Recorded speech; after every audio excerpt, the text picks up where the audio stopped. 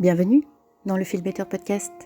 Je m'appelle Colline et mon but est de créer une communauté au sein de laquelle on prône l'amour de soi et l'épanouissement personnel. Dans ce podcast, on parlera d'émotions, de relations et d'introspection. Et j'espère pouvoir t'apporter quelques clés pour t'aider à mieux te connaître, à mieux t'accepter et à construire la vie que tu veux et que tu mérites. Bonjour à tous et bienvenue dans l'épisode numéro 25 du Feel Better Podcast. Aujourd'hui, nous allons parler de nos polarités et du besoin de les harmoniser. Donc, quand je parle de polarité, je parle du yin et du yang, de la féminité et de la masculinité, de recevoir et de donner, d'être passif ou actif. Bref, vous aurez compris, je parle des énergies qui nous composent, qui s'opposent mais qui sont aussi complémentaires. Et pour trouver un état d'être qui soit serein, mature et accompli, il faut savoir naviguer entre ces énergies. On ne peut pas toujours être l'un ou l'autre au risque de développer des formes toxiques de ces énergies. Et donc, même si on a des énergies qui sont prédominantes, c'est normal, il faut accepter toutes les facettes de sa personnalité et savoir basculer quand on en a besoin.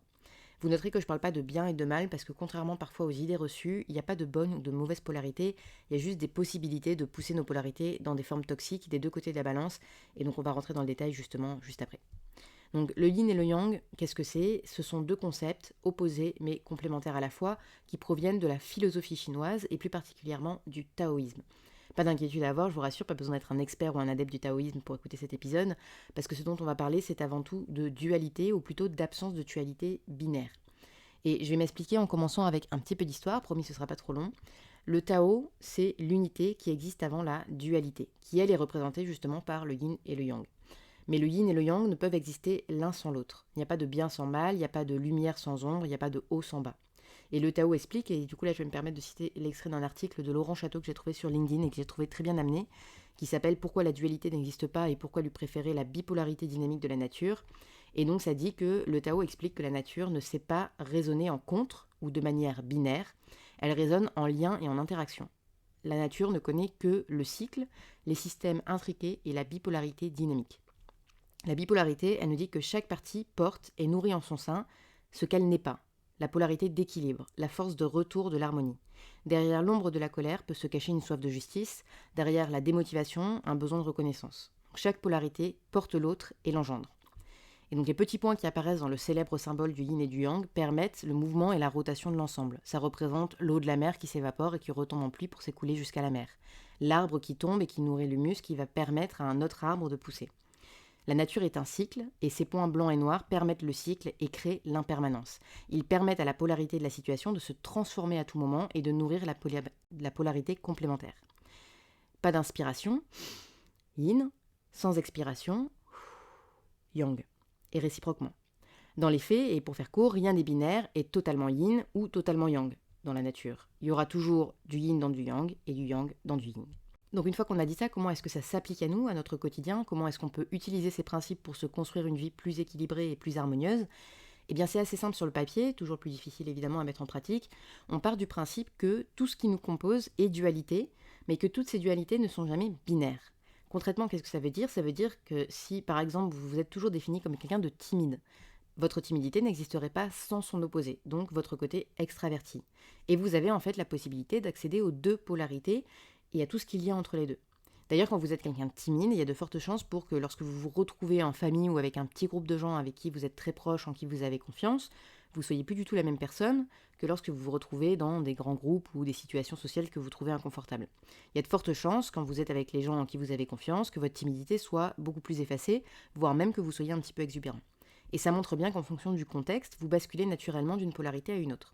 Et si on va un peu plus loin, si on dit que timide et extraverti, ce sont les deux polarités d'un même trait de caractère, et que ces deux polarités sont reliées par un fil, vous avez en fait la possibilité de vous balader sur ce fil comme bon vous semble d'une polarité à une autre, et de devenir plus ou moins extraverti en fonction de votre envie, du contexte, etc.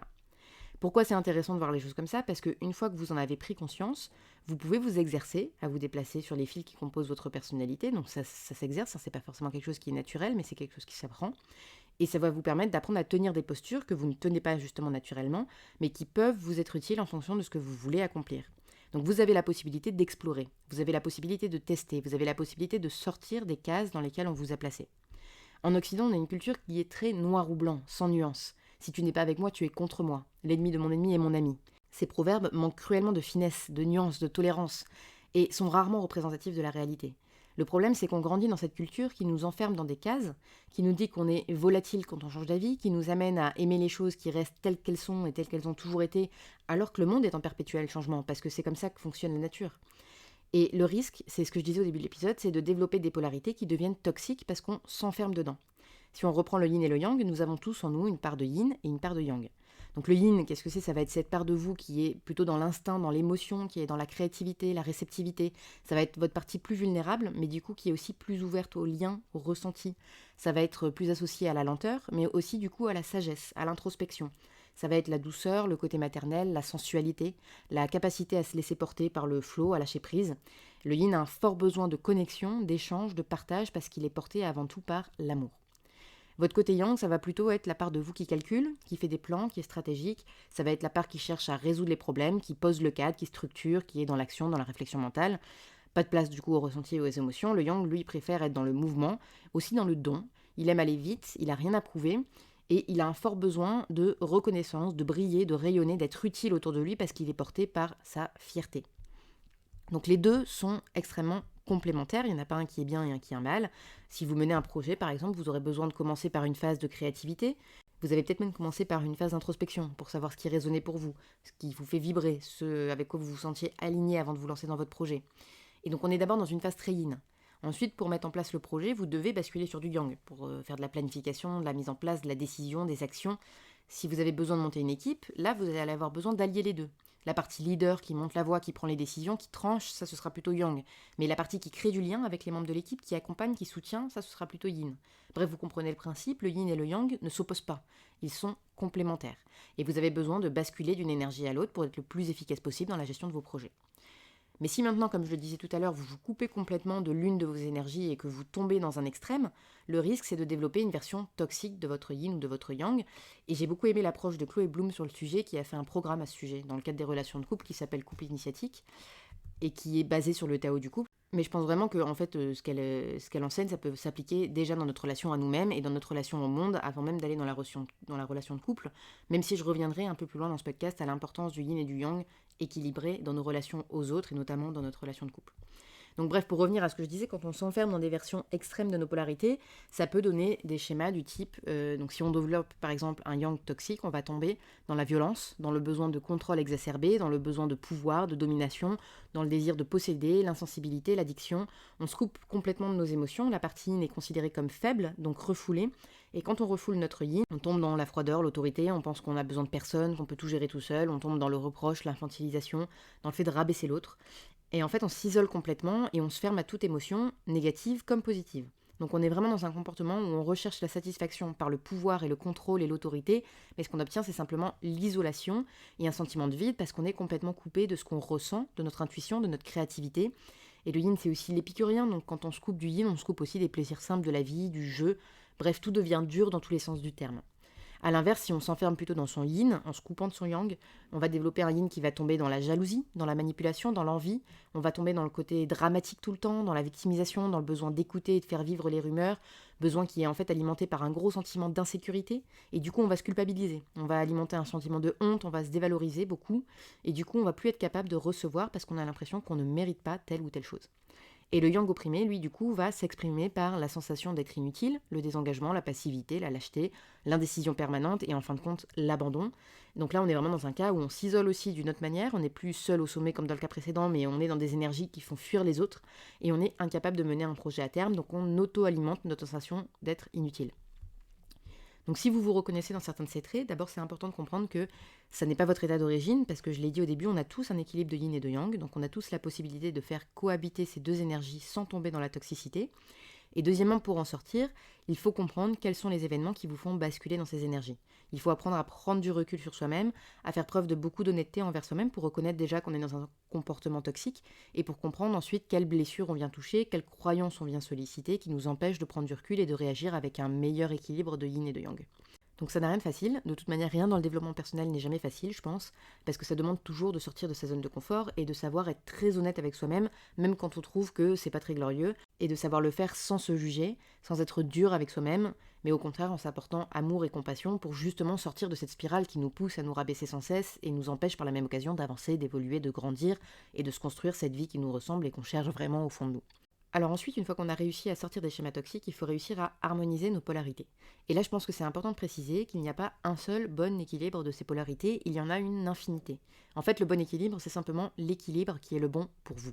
Donc qu'est-ce que ça veut dire l'équilibre qui est le bon pour vous ? Je pense que c'est l'équilibre qui vous apporte le plus. Ça veut dire que c'est un équilibre qui peut changer dans le temps et dans l'espace. C'est un équilibre qui n'est certainement pas le même d'une personne à l'autre. Tant que vous n'êtes pas dans un rapport toxique, vous êtes dans le bon si vous sentez que vous êtes dans le bon. Et comment vous savez que vous êtes dans le bon ? Je le disais un petit peu au début de l'épisode, vous expérimentez, tout simplement. Vous essayez de nouvelles choses et vous voyez ce qui fait sens pour vous. Et en fait, cette notion de dualité, elle marche pour absolument tout parce qu'on est dans un monde duel, donc vous pouvez l'appliquer à n'importe quoi. Par exemple, si vous êtes des activités sportives très yang, type course à pied, sport de combat, etc., vous pouvez avoir envie d'expérimenter quelque chose de plus doux comme le yoga par exemple, ou alors des activités artistiques comme la peinture, la poterie, qui vont vous permettre de vous ancrer dans le présent tout en vous connectant à votre corps. Donc là, ça va être plus yin. Si vous êtes en train de développer un business, vous pouvez étudier la manière dont vous abordez la situation. Est-ce que vous êtes plutôt du genre à avoir plein d'idées, à repenser 15 fois avec quel angle vous voulez aborder le sujet, à aimer créer du contenu, donc là on va être plutôt dans du yin, ou est-ce que vous êtes plutôt du genre à foncer tout droit dans le tas, donc plutôt yang. Donc essayez de voir quelles sont vos forces yang, quelles sont vos forces yin, comment vous pouvez avoir une approche plus équilibrée des deux énergies pour optimiser la manière dont vous déployez votre business. Et si vous vous sentez vraiment mal armé sur certains sujets, est-ce que vous pouvez vous entourer de gens qui ont les forces qui vous manquent ? D'un point de vue développement personnel, quelles sont vos forces yin, quelles sont vos forces yang ? Est-ce que vous avez déjà essayé de basculer sur l'autre polarité ? Par exemple, si vous êtes touche à tout et que vous êtes capable de switcher très facilement d'un sujet à un autre sans jamais perdre le fil, est-ce que vous avez la même facilité à rester focus sur un sujet en particulier pendant plusieurs heures ? C'est intéressant de savoir basculer d'un état à l'autre en fonction du besoin qui peut évoluer dans votre journée ou dans votre vie tout simplement. Donc vous voyez, vous pouvez vraiment utiliser cette philosophie dans toutes les strates de votre vie. Et j'aimerais qu'on termine, comme promis, en abordant l'importance de l'équilibre de nos polarités dans nos relations aux autres, et particulièrement dans le couple. D'abord, c'est important de comprendre qu'un couple va fonctionner, dans l'hypothèse où il y a de l'amour bien sûr, il va fonctionner quand les deux personnes ont équilibré leur polarité. C'est-à-dire que chaque personne au sein du couple est consciente de l'équilibre yin-yang qui marche pour lui et est capable de basculer d'une énergie à l'autre en fonction de ses besoins. Alors quand je dis équilibre yin-yang, on n'a pas forcément besoin de mettre ces mots-là dessus, on a juste besoin d'être capable de passer d'un mode de fonctionnement à un autre, même si on n'a pas fait de développement personnel et même si on ne met pas ces mots-là sur le sujet, mais il faut être équilibré au fond de soi. Mais un couple, ça marche aussi lorsque l'équilibre se fait entre les deux personnes. Concrètement, pour qu'un couple fonctionne, il faut qu'une personne soit en yin et l'autre en yang. Et c'est pas forcément la femme en yin et l'homme en yang, ça peut être l'inverse, et ça marche de la même manière pour un couple homosexuel, on parle bien des énergies. Et les énergies doivent être complémentaires. Et les énergies doivent être mouvantes. Donc c'est pas quelque chose de figé, c'est pas l'homme qui est toujours en yang et la femme qui est toujours en yin, pas du tout. Au contraire, en fait, chacun va avoir une énergie prédominante, mais ensuite, en fonction des besoins, chacun va basculer d'une énergie à l'autre. Et dans un couple qui fonctionne, le partenaire sait justement basculer aussi pour soutenir sa moitié. C'est un peu comme une danse, finalement, entre les deux partenaires qui cherchent constamment à maintenir un équilibre qui va permettre à chacun au sein du couple de se sentir soutenu, à sa place, compris, valorisé et aimé. Donc encore une fois, en fait, c'est exactement comme pour la relation à soi-même. Il faut savoir basculer quand on en a besoin, sauf que du coup, avec un partenaire, il faut savoir aussi le combiner avec les besoins de l'autre. Voilà, je pense que je vais arrêter là pour aujourd'hui. Si je devais résumer les principaux messages de cet épisode, je dirais d'abord que nous sommes des êtres duels. Tout en nous est composé de polarités, mais à l'image du yin et du yang, ces polarités ne sont pas binaires mais complémentaires, et chaque polarité porte en elle son contraire. En deux, quand on s'enferme dans une polarité, on risque de développer une forme toxique de cette polarité. La première personne à en souffrir, c'est nous-mêmes. En 3, prendre conscience que chacune de nos polarités porte en elle son contraire, ça permet de réaliser qu'on a la possibilité de sortir des cases dans lesquelles on a été mis et qu'on peut explorer, on peut tester plein de combinaisons pour trouver l'équilibre qui nous convient, quel que soit le sujet ou le domaine de vie. Et enfin, il n'existe pas un parfait équilibre de nos polarités. Harmoniser ces polarités, ça veut simplement dire trouver l'équilibre qui fonctionne pour soi à un moment donné. Et cet équilibre peut changer au gré des gens, des saisons, et c'est très bien comme ça tant que vous êtes aligné avec cet équilibre. Voilà, j'espère que cet épisode vous a inspiré, qu'il vous a donné envie de plonger dans votre dualité, de comprendre un peu mieux les notions de yin et de yang et de quel équilibre fonctionne ou ne fonctionne pas pour vous. Si l'épisode vous a plu, n'hésitez pas à liker, à laisser un petit commentaire sur Insta sur le profil de la Feel Better Community. Et puis si vous voulez rater aucun épisode, vous pouvez vous inscrire à la newsletter qui vous annonce la sortie du podcast et le thème de la semaine. Le lien est dans la description de l'épisode. En attendant, moi je vous dis à la semaine prochaine, je vous embrasse, prenez soin de vous et à bientôt.